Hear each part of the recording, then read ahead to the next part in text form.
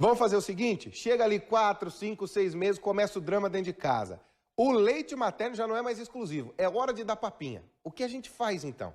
Dá uma olhada na reportagem. Eles são umas fofuras.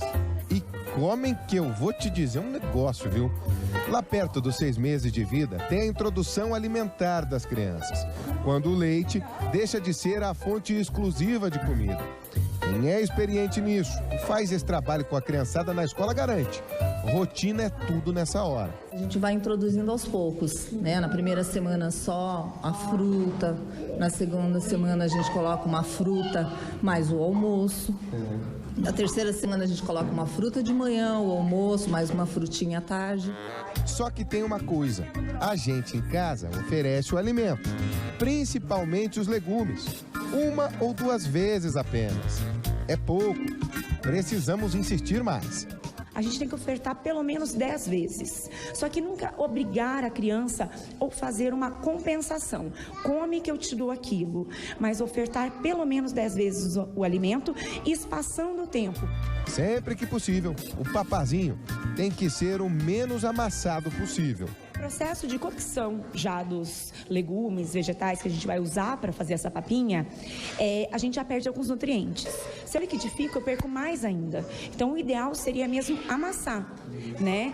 Vocês viram aqui que algumas crianças até pegam o brócolis e comem ali com a mãozinha mesmo. Eles têm que aprender a consistência, não só por uma questão de nutrientes, de a gente perder os nutrientes, mas eles têm que aprender. Teve a fase líquida do leite e que agora eles vão evoluindo. Tem que aprender a usar os dentinhos, a língua para engolir, isso é tudo muito importante.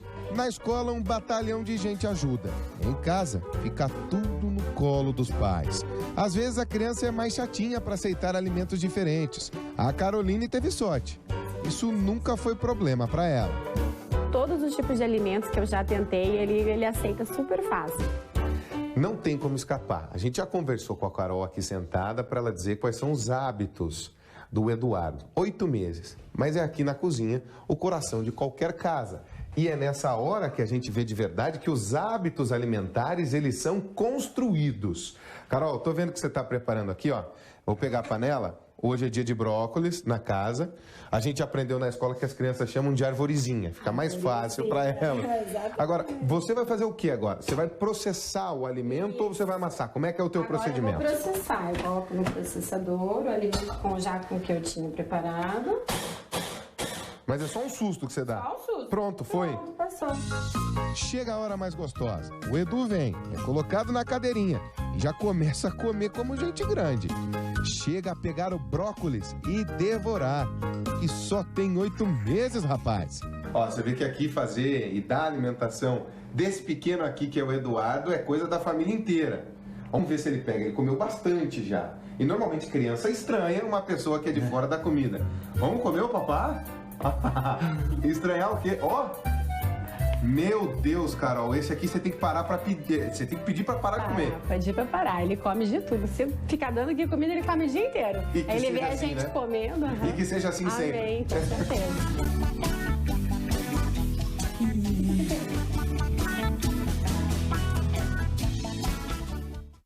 E não é a coisa mais gostosa do mundo dar comida para criança? A gente fica com fome junto. Eu não devia fazer isso, mas eu atacava de vez em quando a comidinha das crianças lá em casa. Gente, nós vamos conversar agora com a médica pediatra. Ela é também membro da diretoria da Sociedade Paranaense de Pediatria, a doutora Gislaine Nieto. Doutora, bom dia, obrigado pela presença. Bom dia, obrigada a vocês. Doutora, a primeira dúvida que vem na cabeça dos pais é, alguns médicos falam com 4 meses começa a frutinha, essa alimentação mais sólida. Tem alguma idade correta? O que diz a Sociedade Brasileira de Pediatria? Bom, a Sociedade Brasileira preconiza até os 6 meses aleitamento exclusivo, né? Aleitamento materno exclusivo, e a partir dos 6 meses a introdução alimentar. Caso a caso é estudado, eventualmente com algumas mudanças, mas isso é o que a gente segue de regra. E como é que começa essa introdução alimentar? Primeiro é a frutinha, depois o legumezinho, como é que é esse processo? Não necessariamente, a gente já há algum tempo já preconiza que seja uma introdução já de toda a alimentação, Não tem assim mais a gente começar aos pouquinhos, algum tipo de alimento exclusivo. E então assim, deve ser uma papa principal na hora do almoço ou jantar, conforme o horário da família. Em geral, se começa na hora do almoço, que é o horário mais fácil da aceitação. Todo mundo ali, né? Todo mundo ali. E uma fruta.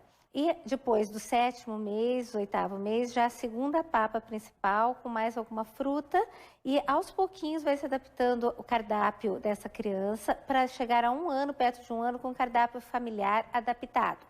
Evitando-se gorduras, frituras, doces, coisas salgadas, alimentos artificiais, que isso a gente não preconiza para criança. Doutora, esses alimentos, eles podem ser crus, alguns deles, como um tomatinho, ou todos têm que ser cozidos? Como é que deve ser essa preparação? Bom, a preparação a gente sempre tem que ter proteína numa alimentação, que são as carnes de gado, de frango, as vísceras, o ovo, que não já pode ser introduzido a partir dos 6 meses. A senhora fala de vísceras, peixe, um fígadozinho ali é bem bom. Fígado, né, bem cozido, bem cuidado nesse sentido.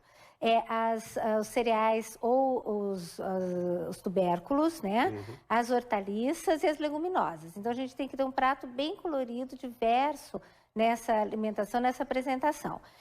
A parte que seja sem ser cozida, a gente tem que tomar muito cuidado com ser lavado com muito cuidado, deixar uma solução com hipoclorito, para a gente evitar qualquer tipo de contaminação. Mas, em geral, se começa com alimentos cozidos. Com alimentos cozidos fica mais fácil. Doutora, a dúvida que não quer calar. Amassado, processado, que nem a mamãe fez ali, só um sussurro. Como é que tem que ser isso, doutora? Olha, a gente preconiza que seja amassado. A gente sabe que é difícil, mais trabalhoso, mas se o alimento for bem cozido, a parte de amassar é bem fácil. Quanto mais amassado, mais se mantém os nutrientes da alimentação, se mantém fibras. Então, a gente preconiza que seja tudo amassado. Liquidificado jamais, doutora? Não.